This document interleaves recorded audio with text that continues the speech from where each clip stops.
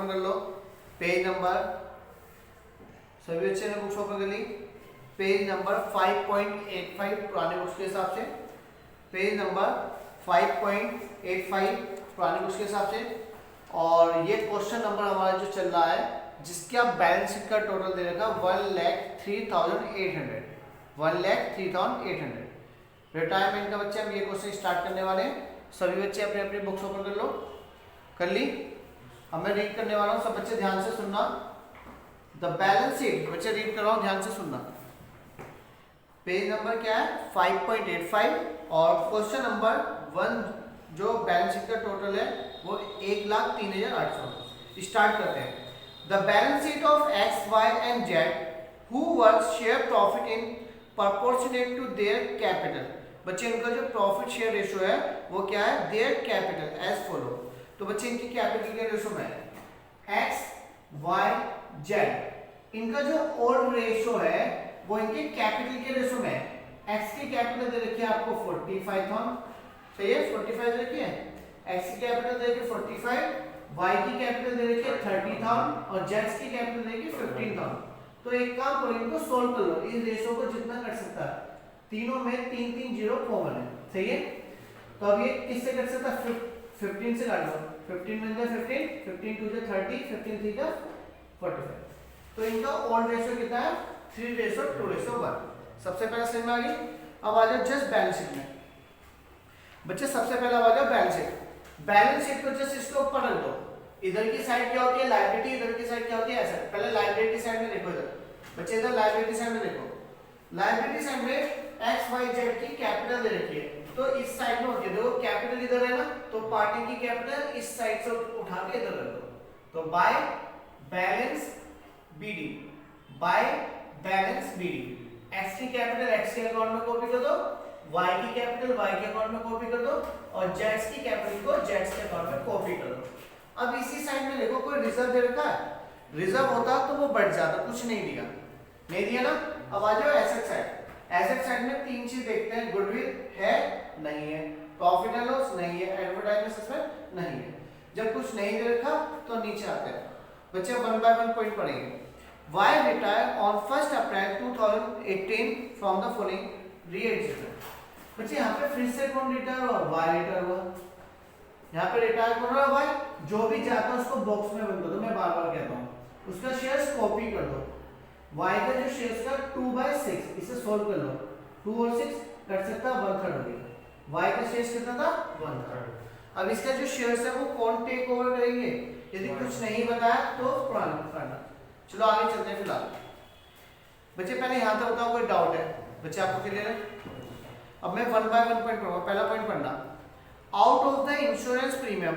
बच्चे out of the insurance premium का मतलब होता है जो भी इंश्योरेंस प्रीमियम रहा था उसमें से, विच वाज डेबिटेड था, जो भी इंश्योरेंस प्रीमियम हमने प्रॉफिट एंड लॉस अकाउंट में शो करा था उसमें से 1500 रुपए कैरी फॉरवर्ड कर दिया एज अनएक्सपायर्ड इंश्योरेंस। बच्चे जो अनएक्सपायर्ड इंश्योरेंस होता है ये होता है प्रीपेड इंश्योरेंस। ये क्या होता है, प्रीपेड। और प्रीपेड हमारी क्या होती है, एसेट्स होता है। ये बताओ ये एसेट साइड में दे रखा है, देखो ये हमारी पुरानी वाली बैलेंस शीट में दे रखा है, नहीं दे रखा, नहीं दे रखा, तो ये हमारी एक एसेट्स रिकॉर्डेड नहीं है। तो जब रिकॉर्ड नहीं है तो हम इसे क्या करेंगे बच्चे, रिकॉर्ड करेंगे, तो ये हमारी एक एसेट बढ़ जाएगी। क्लियर है पॉइंट या नहीं। बच्चे एक बार फिर से सुनना, पॉइंट नंबर ए बोल रहा हूँ, जो पॉइंट नंबर ए है फिर से रीड कराओ।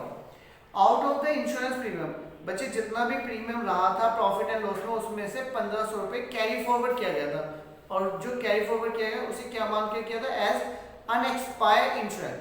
बच्चे अनएक्सपायर्ड इंश्योरेंस होता है प्रीपेड इंश्योरेंस, और प्रीपेड हमारी होती है assets.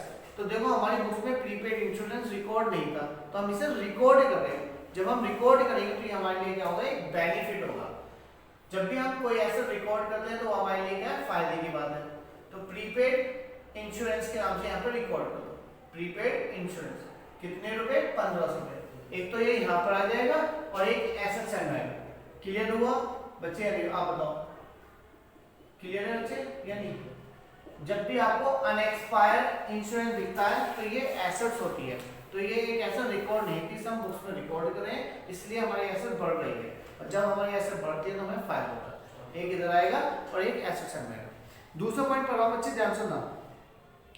Provision for doubtful debt to be brought up to. बच्चे मैंने एक बात बताई थी, जब भी अमाउंट से पहले टू दिया होता है, एट दिया होता है या रिवैल्यू दिया होता है, तो ये प्रेजेंट की वैल्यू है। तो यहाँ पे देखो 5% से पहले कितना हो गया, यहाँ पे पता चला प्रोविजन फॉर डाउटफुल डेट जो है अप टू 5% तक का रखना है। हमें प्रोविजन कितने तक का मेंटेन करना था, 5% तक का। हमने प्रोविजन कितना बना रखा है, देखो 200 रुपए का मेंटेन कर रखा है। बच्चे एक चीज देखना इधर, हमारे जो डाटा दे रखे थे बुक्स में वो 10,000 के दे रखे हैं, और इसके ऊपर जो प्रोविजन बनाकर रखना है वो कितने तक का रखना है, 5% तक। 10,000 का 5% बैठता है 500 रुपए। तो हमारा प्रोविजन कितना मेंटेन करना, 500। क्लियर है? हमने पहले से कितना मेंटेन कर रखा था, 200। 200 से 500 हो गया ना, प्रोविजन हमारा इंक्रीज कितने से हुआ बच्चे, 300 से। तो ये हमारे लिए क्या है, लॉस है। क्लियर है पॉइंट? यानी प्रोविजन होता है लायबिलिटी। 10,000 दे रखा था बुक्स में, देखो एसेट साइड में डेटर्स की वैल्यू 10,000 दे रखी है, और उसके ऊपर प्रोविजन कितना मेंटेन था, 200 का। हमें टोटल प्रोविजन कितने का मेंटेन करना था, 500 का रखना था। क्लियर है? तो कितने से इंक्रीज हो गया प्रोविजन, 300 से। जब जब प्रोविजन बढ़ता है डेटर्स के ऊपर तो वो हमारे लिए लॉस होता है, 300 रुपए का है। सही है? आगे चलते हैं। Land and building be appreciate. बच्चे लैंड एंड बिल्डिंग क्या है, हमारी एसेट्स है। एप्रिशिएट होता है बढ़ाना। मैं 20% से लैंड एंड बिल्डिंग को बढ़ाना है, तो ये फायदा होगा नुकसान, तो फायदा ये भी हमारे लिए, तो ये भी हमारे लिए बेनिफिट है। तो ये इधर आएगा लैंड एंड बिल्डिंग। बच्चे लैंड एंड बिल्डिंग हमारे बुक्स में कितने की चल रही है, देखना 50,000 की है। हमारी पुरानी बिल्डिंग थी 50,000 की, इसको 20% से एप्रिशिएट करना है, तो 20% आएगा 10,000 रुपए। क्लियर है? एक तो इधर आ जाएगा, और इधर क्या करेंगे, लैंड एंड बिल्डिंग 50,000 का था, इसमें जोड़ के दिखा देंगे एप्रिशिएट हुआ। तो क्या हुआ, एप्रिशिएट। कितने से एप्रिशिएट हुआ, 10,000, तो ये 60,000 की होगी। Clear point? Clear point. आगे सुनने इसके बाद, अब प्रोविजन फॉर, अब प्रोविजन जो था 4,000 का मेड इन रिस्पेक्ट। बच्चे प्रोविजन बनाना है, प्रोविजन होती है लायबिलिटी, और यदि मैं अपनी लायबिलिटी बनाऊंगा, मैं लायबिलिटी बढ़ा रहा हूं, तो मेरे लिए क्या लॉस है। सॉरी जो आपने debtors of provision for doubtful debts ना लिखा कैसे सर, उधर क्यों लिखा, रिवॉल्यूशन अमाउंट नहीं लिखा है, ये 300 पे लिखा। 300 क्यों लिखा, क्योंकि 200 तो उन्होंने मेंटेन पहले से था, बुक्स में 200 था तो पहले चल रहा था ना, अब जो इंक्रीज हुआ वो 300 से इंक्रीज हुआ, तो जितने से इंक्रीज हुआ वो लॉस है। अब देखो यार पॉइंट सुनना, डी वाला, अब प्रोविजन 4,000 का made in respect of outstanding bill. बच्चे प्रोविजन बना रहे हैं आउटस्टैंडिंग बिल के लिए, तो ये भी क्या है, एक लायबिलिटी बढ़ रही है। तो सही है, जब हमारी एक लायबिलिटी बढ़ती है तो वो लॉस है, तो वो इधर आएगा। प्रोविजन किस चीज के लिए बनाना है, for outstanding bill. Provision outstanding bill के लिए बनाना। कितना रुपए बनाना प्रोविजन, 4,000 रुपए। तो ये हमारी एक लायबिलिटी इंक्रीज हो रही है, लायबिलिटी बढ़ना हमारे लिए लॉस होता है। तो एक तो इधर आ जाएगा और एक लायबिलिटी में रहेगा, provision for outstanding bill. Outstanding bill कितने रुपए का बच्चे, 4,000 रुपए। आगे चले बच्चे, इसके बाद ध्यान से सुनना। अब दो गुडविल दिए ना, गुडविल का सिर्फ पूरी उसमें पूरी रिटायरमेंट में एक ही ट्रीटमेंट है, गेनिंग टू सैक्रिफाइस के साथ। अभी करके दिखाऊंगा, आगे सुनना। इसके बाद पॉइंट नंबर ई मैं फिलहाल स्किप कर रहा हूं, पॉइंट नंबर एफ अब नीचे आगे जा रहा है। Why shares of goodwill be adjusted करेंगे to X and Z who are going to share in future profit. बच्चे एक्स और जेड का इस बार न्यू रेशियो दे दिया, एक्स और जेड का न्यू रेशियो कितना दे रखा बताओ ना, 3:1। एक्स और जेड का हमें न्यू रेशियो दे दिया। जब हमें न्यू रेशियो दे दिया बच्चे ध्यान से सुनना, तो हम क्या करेंगे, पहले यहाँ पर कौन सा रेशियो निकालेंगे बच्चे, गेनिंग रेशियो निकालेंगे। तो गेनिंग रेशियो का फॉर्मूला लगाओ। गेनिंग रेशियो का फॉर्मूला होता है new ratio minus old ratio. तो हम गेनिंग रेशियो निकालेंगे। तो पहले मैं x का गेनिंग रेशियो निकालता हूं। x का गेनिंग रेशियो के लिए x का चाहिए न्यू, x का न्यू चल रहा था 3/4, और x का ओल्ड रेशियो कितना चल रहा था, 3/6। इन दोनों का एलसीएम लेंगे तो बच्चे 12 जाएगा। सही है, 12। तो 12 को 4 से डिवाइड करेंगे 3 आएगा, और 3 के 3 से 3 9, और 6 को वो 12 को 6 से डिवाइड करें 2 आएगा, 2 के मल्टीप्लाई 3 से 6 आएगा, तो 3/12। एक्स का मिल गया। अब मुझे किसका निकालना, जेड का निकालना। जेड का गेन रेशियो, जेड का न्यू रेशियो चल रहा है ये 1/4 और जेड का पुराना रेशियो कितना था 1/6। इन दोनों का एलसीएम 12 आएगा। 12 को 4 से डिवाइड करें 3 आएगा, 3 बन जाए 3 और 12 को 6 से डिवाइड करें 2 आएगा, 2 बन जाए 2 तो 1/12। तो गेन रेशियो कितना है 3:1। पहले यहाँ पे कोई डाउट है? सबसे पहला काम था हमारा गेन रेशियो निकालना, मैंने गेन रेशियो निकाल लिया। बच्चे क्लियर है सबको? गेन रेशियो क्लियर है? यहाँ तो कोई डाउट? एक्स और वाई, एक्स और जेड का मैंने गेन रेशियो निकाल लिया। अब एक काम करना, जब आपका गेन रेशियो निकल जाता है तो बच्चे जब आपका गेन रेशियो निकल गया तो आप क्या करो, फर्म की गुडविल दे रखी है E.1। फर्म की गुडविल देखो कितनी दी है बच्चे, स्पेस नहीं है इसलिए मैं रेफरेंस के यहाँ लिखा हूँ। फर्म की गुडविल जो दे रखी है वो 21,600 दे रखी है, तो हमें उसका शेयर निकालना होता है जो रिटायर हुआ। तो यहाँ पे y का शेयर निकालो बच्चे। 21,600 में जो y का शेयर था वो 1/3 था, 26 था और 26 को काट के मैं 1/3 कर लेगा। इसको इससे काटेंगे तो 7,200 आया। अब एंट्री बना लो। एंट्री क्या बनती है, गेनिंग पार्टनर डेबिट, x भी गेन कर रहा है और z भी, तो x भी क्या डेबिट आएगा और z भी। और टू रिटायर पार्टनर कौन है, y। अरे फोकस करना बच्चे। तो y का जो शेयर्स है वो कितना है 7,200 है। इसको यहाँ पे गेन रेशियो में बांट देंगे। गेन रेशियो कितना निकला 3:1। 3:1 4 से इससे काटते हैं 4, तो ये आएगा 5400 और 1800। ये करने के बाद इसकी पोस्टिंग कर दो। क्वेश्चन यहाँ पे कंप्लीट हो गया हमारा। इसकी पोस्टिंग करेंगे तो x और z कहाँ बैठे हैं, फिर से डेबिट साइड। तो x के अकाउंट में डेबिट में कॉपी कर दो 5,400 और z के अकाउंट में 1800। इन दोनों के अगेंस्ट कौन बैठा था, y। तो y का नाम यहाँ पे लिखा जाएगा, y is capital account. Clear है? और जिनके अकाउंटों में अमाउंट देंगे उनके नाम यहाँ कॉपी कर दो। एक तो x का नाम आ जाएगा और एक z का नाम आ जाएगा।